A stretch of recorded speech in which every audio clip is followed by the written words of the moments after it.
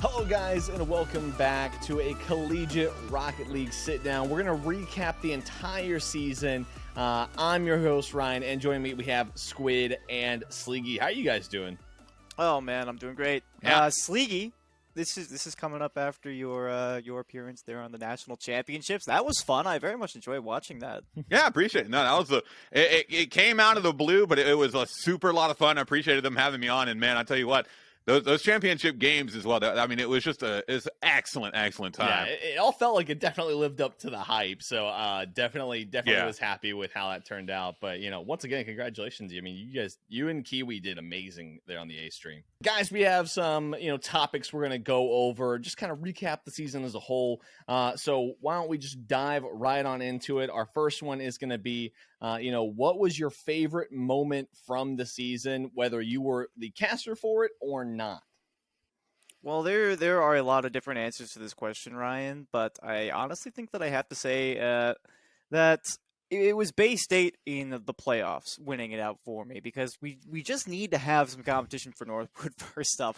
But the way that they play is very odd. They have a quite inconsistent playstyle, I would say, just because sometimes they will literally just dive downfield. but when they do get their act together, things work out great for them, and they can take down top teams, just like Northwood, as they did in the playoffs. I predicted for them, right? So I predicted for them in that series, and nobody believed me. And I predicted they were going to take the playoffs, and nobody believed me. And they took the playoffs, and I was right. And I was just like, all right, whatever. So that's just icing on the cake, but it's definitely Bay State. I very much. So how did Noxus feel about that? I bet he had some choice words. Here's the thing. It's problematic because I always tell him, I'm going to stop predicting against you. It's all right. I'm going to stop predicting against you. I'm going to stop predicting against you. And then I go on Twitter and I'm like, Bay State all the way. And Noxus, I don't know if he saw that, but he's probably not too happy about it if he did. I will say, though, I bet all my channel points on Northwood when they played off against Bay State in the grand finals, and I got a payback on that. So there you go. Yeah, I think for me too, it's probably also involving Bay State, because in that during the national championship, whether I'd been casting it or not, I was fortunately able to be on the air for it. But that 8-minute plus overtime between Bay State and Northwood in Game 2 of the winners final, like that, I have seen a couple of overtimes, but rarely do you see one go to 5 minutes, and super rarely do you see an 8-minute overtime. Like, I was running out of breath just trying to keep up with them. I can only imagine what was going through their minds. Well, and it's also just whenever a game goes that far into the OT, regardless of what level you're at, those are just always insane games. But to have it happen in a winner's final, that just adds on to the intensity of it in a lot of ways. And to an extent, though, I gotta agree with you guys as well. I mean, Bay State, Northwood, that was just such a big thing. I would say that's probably the biggest moment of the whole season, is because you see Northwood go 11-0 through the regular season. Then they actually get upset there in the conference finals and stuff. Like, it just doesn't get any better than that to set up an even better national championship storyline. So I have to agree with you guys. I think that was probably just the most iconic moment in general. I think you'd be hard pressed to find anybody who disagrees with that. But I did also want to ask you guys, for this new season, we had a whole lot of new teams, whole lot of new players, and it was their very first season here in Collegiate Rocket League. Who are some players or teams that you guys think made the biggest splash here this season, Sleegy? I mean, it's hard to ignore the elephant in the room, and that it is Bay State.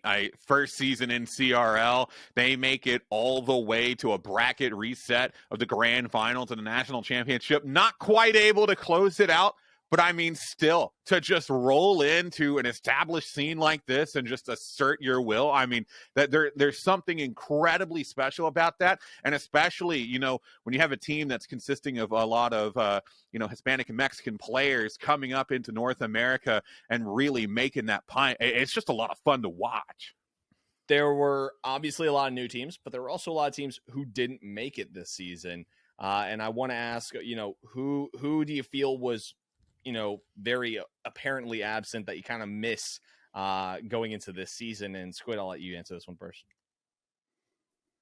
Well, I was told that we can't all answer Ohio State, so I'm glad that you gave me this one first because they are my favorite team by far. Ohio State didn't make it to CRL, and that was heartbreaking for me.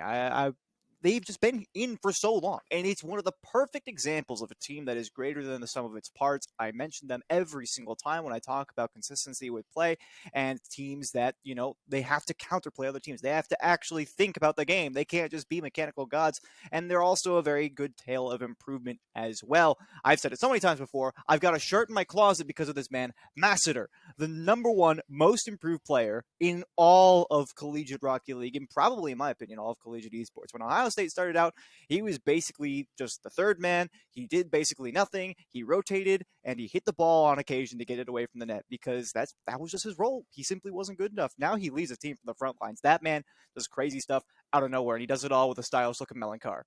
That's all I'm saying. Sleegy, who did you miss the most?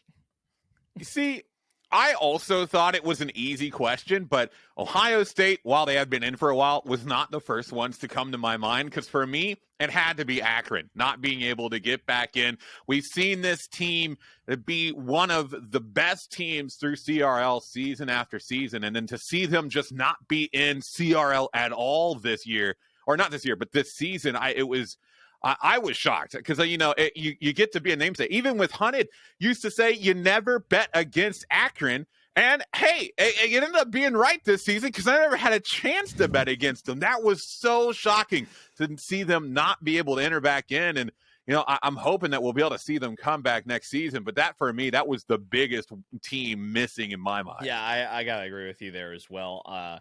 Really, I miss both those teams, though, because, again, Masseter, he is such a strong player, and OSU themselves have been phenomenal to watch. And every single season, it feels like they do improve, and you just wanted to be able to kind of continue to watch that story unfold. And then on the other side of Akron, they won many times for the national championship. So to suddenly just not see them around, definitely, I think, caught a lot of people off guard. Was there anybody that you expected better results from?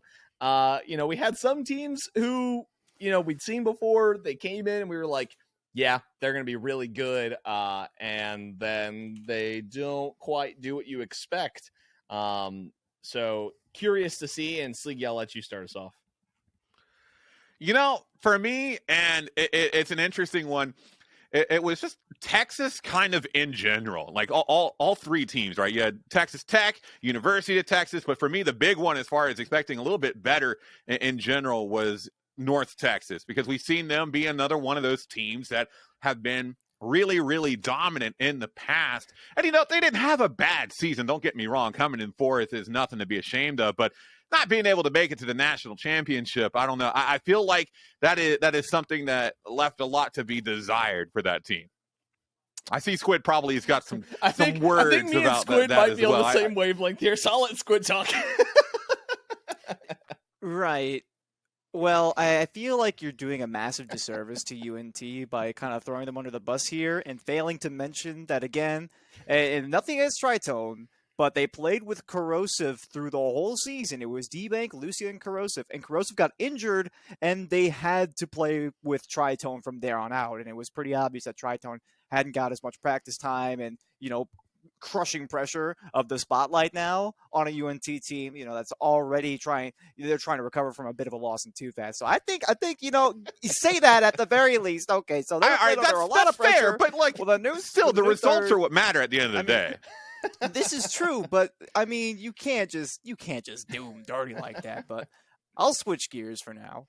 I feel like you are right. UNT not making it certainly sucked, but I'm giving them a bit of a pass just because of that one reason, right? Hopefully we see either Tritone start to fit more into the rotation as they have more time to play with him, or perhaps, hopefully, with a less serious and permanent injury, there will be a return for Corrosive. So I think for me, though, my number one team that I would have to say kind of underperformed pretty much the entirety of the East. I mean, there's so many quality teams here, but I'm going to go with St. Clair in particular, right? Seton Hall, they almost made it head-to-head against Stockton. They didn't quite make it to the playoffs. That was difficult for them. Stockton, obviously, they're coming up. They're huge contenders for the top. But, I mean, St. Clair, they were the champions of the East in the summer series. and everyone was like, oh my God, St. Clair, they come out of nowhere. They got this fresh new roster with some great players, and now they're 4-7 in league play. What happened? And it's just a shocking thing to look at. Certainly not the performance that I expected. That wasn't necessarily a top 4 performance, but in such a stacked Eastern Conference, I guess it does kind of make sense. So I would like to see a little bit more out of them in the future. Simultaneously, UCF, they had a new and improved Knights roster over there, and they still couldn't quite pull it off either. So, I mean, we were talking about this right earlier. It's like East is completely stacked. I feel like we need to go back to like 4 divisions. So that way we have North, South, then East and West. So that way we get like Northwood in the North with Ohio State. The East can be some other guys. I don't know who's on the Eastern side. I think Bay State is Bay State in New Jersey, or am I getting that wrong? Is that? I'm not sure. Can't tell. I don't remember, but I know. Oh wait, no, Stockton's the one that's in New Jersey. See, this is all the information you got to keep up in here.